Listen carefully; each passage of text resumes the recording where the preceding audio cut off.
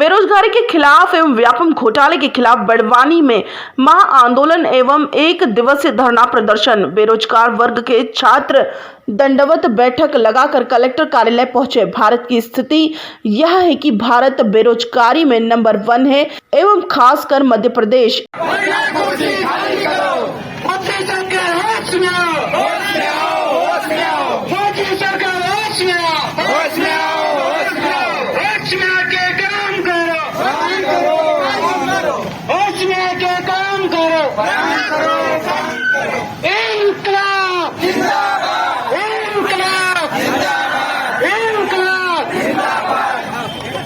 एक तरफ तो शिवराज सिंह चौहान सबको भांजा भांजियों का दर्जा देते हैं, तो वहीं दूसरी तरफ उन्हीं भांजे भांजियों को बेरोजगारी के कगार पर खड़ा कर दिया है, जिसके चलते आज बड़वानी जिले में दंडवत प्रणाम करते हुए कलेक्टर को ज्ञापन दिया गया। आंदोलन है और दंडवत प्रणाम करते हुए क्यों जाना पड़ रहा है?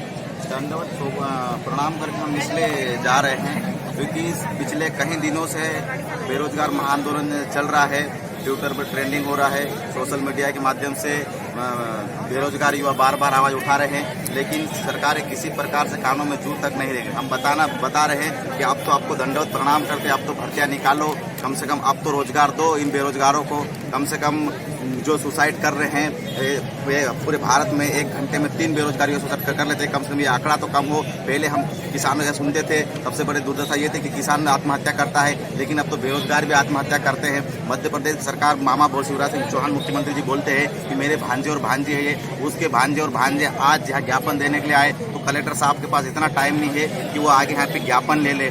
और सबसे बड़ी बात रोजगार की बात है, तो रोजगार ना तो भर्ती नहीं वर्ग 2 के निकाला, तो ना तो वर्ग 3 के अभी तक नियुक्ति दे रहे हैं। वर्ग 3 के अभी तक कई सालों से अटका हुआ मामला है। और सबसे बड़ी बात व्यापम के बाद में पीयूबी घोटाला हुआ है, और इस पीयूबी के अंतर्गत एग्रीकल्चर के जो छात्र थे, एग्रीकल्चर पूरे पेपर उसमें बिक गए। तो ये सबसे बड़ा अंदेशा हमको लग रहा है। हम घर से दूर रहकर इतनी कठिन परिस्थिति हम लोग पढ़ाई करते हैं, हम ये चाहते हैं कम से कम हमारे साथ स्कैम नहीं हो, तो हमको रोजगार मिले, ताकि हमने जो पढ़ाई करी उसका सही हमको मूल्यांकन मिले। यहाँ पर ज्यादातर छात्र किस समाज से होते हैं? ये सभी समाज से हैं।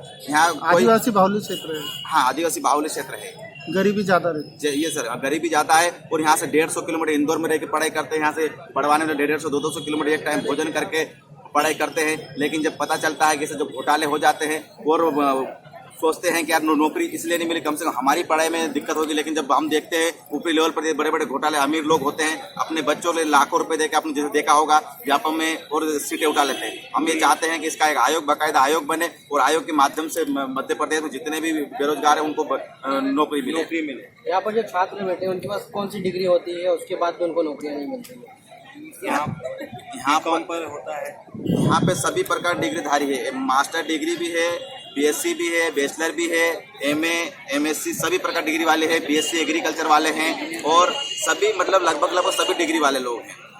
और उसके बाद भी 8-8, 9-9 साल तैयारी करने वाले भी यहाँ छात्र हैं। 8-8, 9-9 साल 10-10 साल तैयारी करने के बाद भी उनकी जॉब नहीं लग रही है। ऐसे लोग भी हैं। क्या अभी किस तरीके का आंदोलन है? कलेक्टर नहीं आएंगे तो आगे क्या आपकी? हम मांग करते कलेक्टर साहब आए, कम से कम कलेक्टर साहब आए, बात सुने हमारी, क्योंकि वो डायरेक्ट सीएम साहब से उनका प्रतिनिधि होते हैं, तो वो आए, कम से कम बात सुने और हमारी जो पीड़ा है उसको सीएम साहब तक ही पहुंचा के ज्ञापन देने आए थे। ऐसे हालत है वो बताए, वो बस हमारा इतना नहीं होता, नहीं कलेक्टर साहब ही ज्ञापन दें। क्यों ऐसा कोई है? राधे जाट एग्री अंकुरन हेल्पर एसोसिएशन इंदौर से है, और मध्य प्रदेश के समस्त कृषि छात्र संगठन हम लोग सभी जगह ये आंदोलन कर रहे हैं।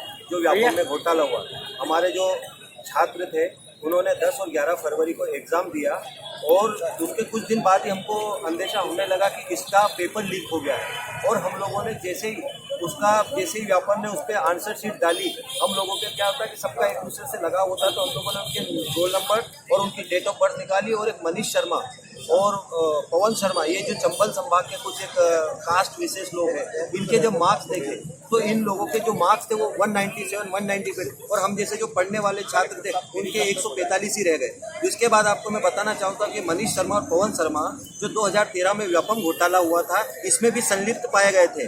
जो सीबीआई ने जब जांच की तो जब पीएमटी और पीईटी और पीएचडी में सब जगह बोला कि हमें ऐसे छात्रों की लिस्ट थे जो इसमें संलिप्त थे व्यापम घोटाले में, तो उसमें से जो कृषि महाविद्यालय ग्वालियर के टीम ने एक लिस्ट बनाई, उसमें 21 लोगों का नाम था। ये मनीष शर्मा और पवन शर्मा उसी में संलिप्त थे।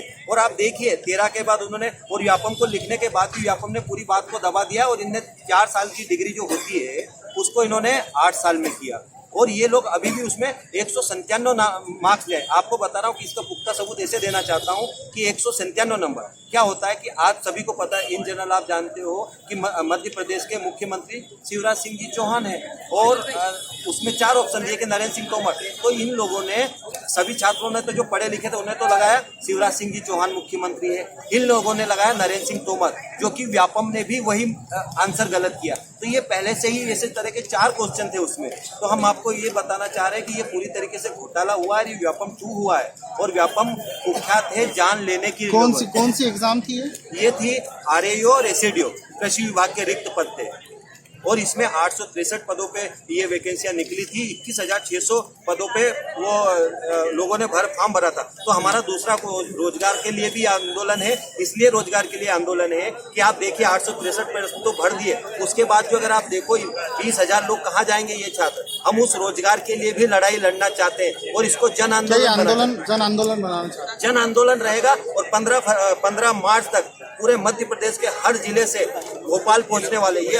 और अभी आप देखिए आज बड़वानी में ये आंदोलन चल रहा है। आपको झाबुआ में आज कलेक्टर का ऑफिस को ज्ञापन दिया है, झाबुआ में दिया है, तो हर जगह ज्ञापन दे हम लोग। अभी हम नेशन टुडे 24 के लिए बड़वानी से सुरेंद्र जमरे की रिपोर्ट।